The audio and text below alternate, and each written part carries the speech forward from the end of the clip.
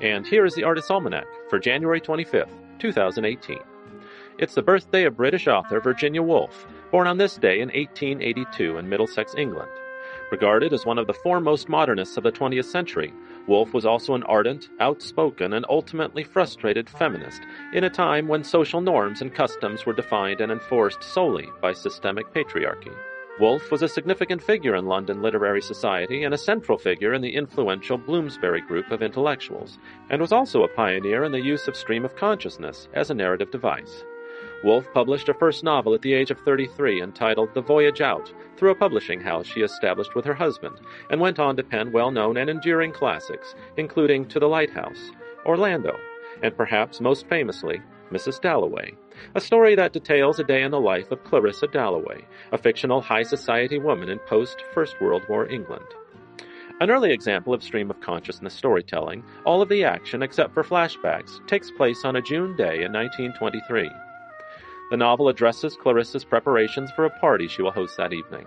The nice day reminds her of her youth spent in the countryside, makes her wonder about her choice in marrying the reliable Richard Dalloway rather than the temperamental and enigmatic Peter Walsh, and reminisces a kiss shared with a free-spirited bohemian girlfriend of her youth, Sally Seton. Woolf injected her own personality into the male character, Septimus Warren Smith, a shell-shocked hero of the Great War who's diagnosed as unstable by the medical establishment.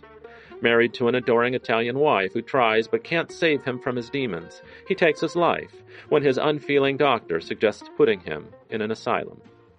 Clarissa's party in the evening is a slow success, and it's attended by most of the characters she's met in the book, including people from her past. She hears about Septimus's suicide at the party and gradually comes to admire the stranger's act, which she considers an effort to preserve the purity of his happiness. Woolf, who suffered from depression and bipolar disorder herself, had attempted suicide at the age of 22 and would spend her life advocating for a new perspective of her own mental illness through the lens of social, gender, and class structures. Woolf is regarded as the first modern socialist critic, and found herself often at odds with a system designed to be both deaf and mute to women based solely on gender stereotypes. At the time, Woolf was bound by social norms to use her husband as a go-between when dealing with physicians, an unbearable task for her towering intellect. Sadly, on March 28, 1941, Woolf suffered her last fit of despair.